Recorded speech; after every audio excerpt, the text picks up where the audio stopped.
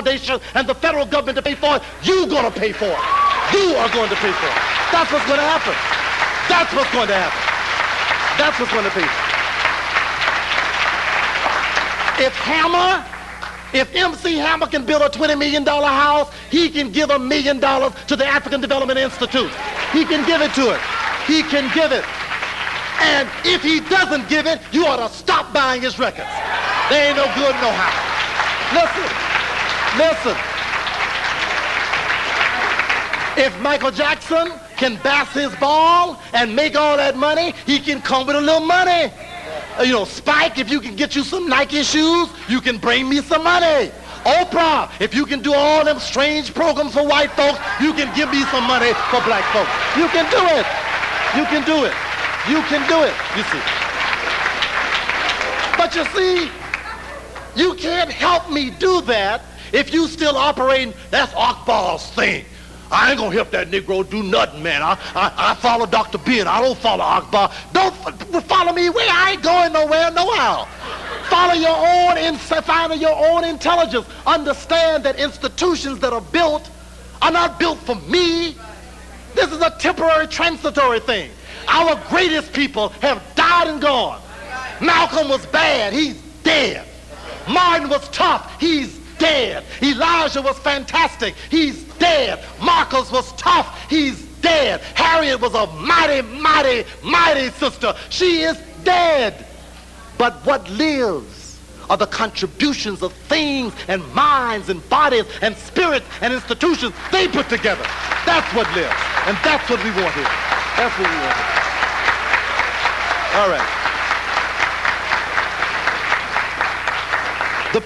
The pre-Columbian consciousness means that. And I mean, I'm not going into the connections. I'd be here all day. And I'm hoping that as you look through the work that's being done by Professor Karu, Professor Rashidi, that you can begin to see how these themes permeate the African reality.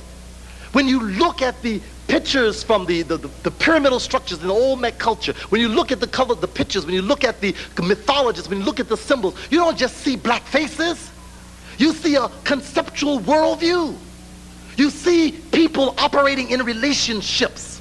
You see people working together. You see people in tune with nature and interactions with nature. You see people engaged in a process that operates with the assumptions that we have here of like the spiritual consciousness, the relationship to nature, and man's relationship to each other.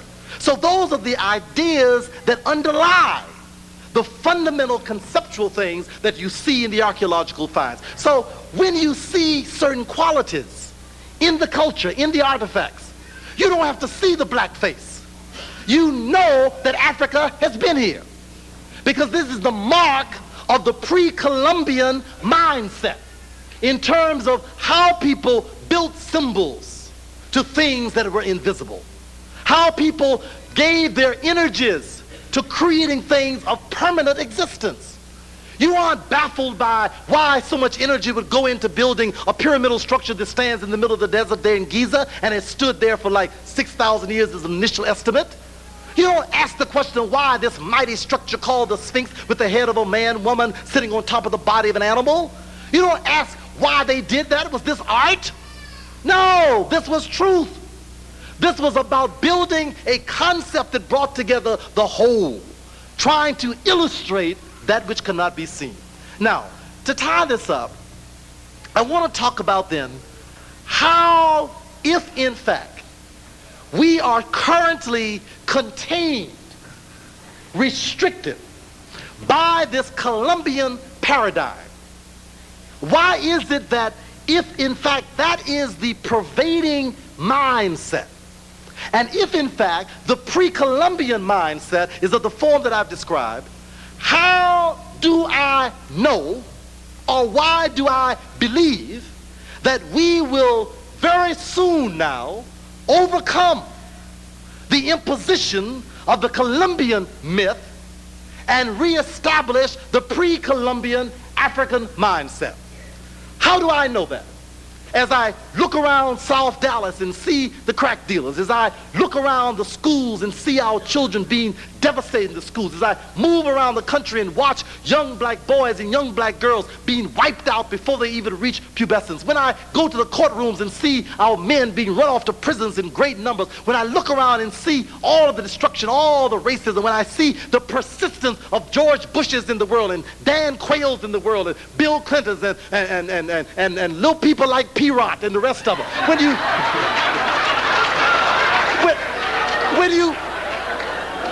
how, it's all in the name.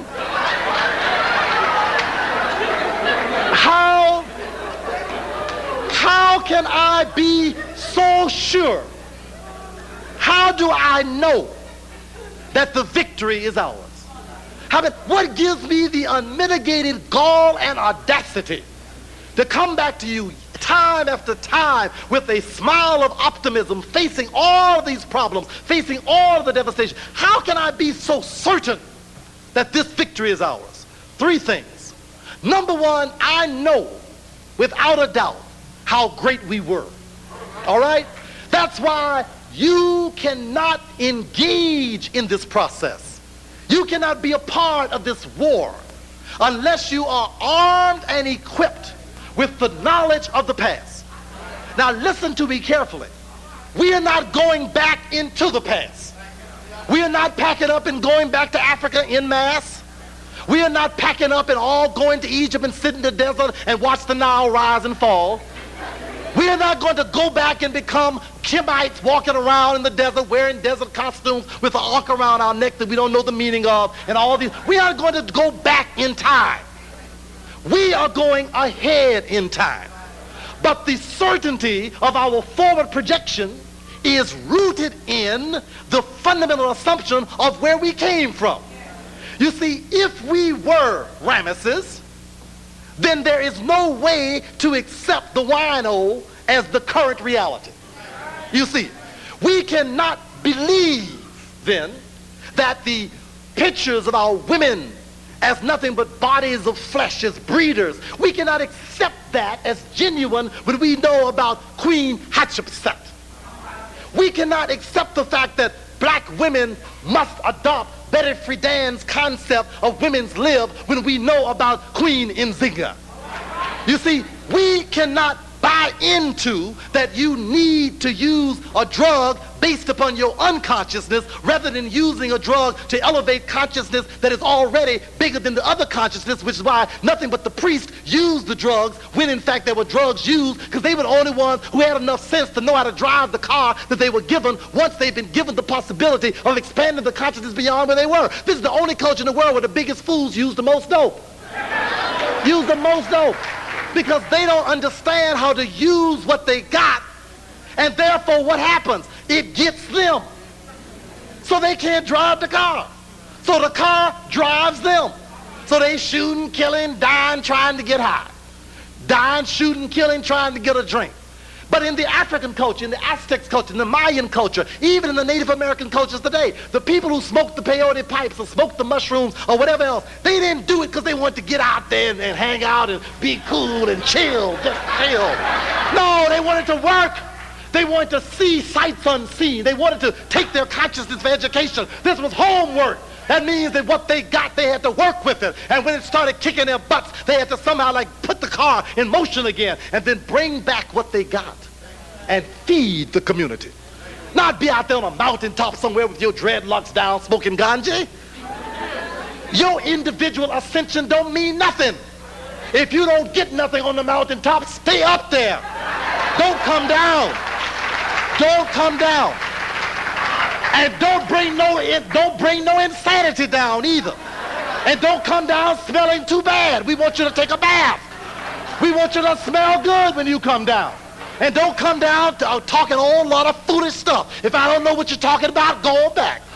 Go back. I want to know what you're talking about. Make it plain. You understand? Let me finish. All right. We were great. Now, the work, the mission of the Third Eye Black Awakening Conferences has been the mission of bringing the kind of inspiration to acquire information Now let's put that again. Bringing the inspiration to acquire information. I mean, listening to a 2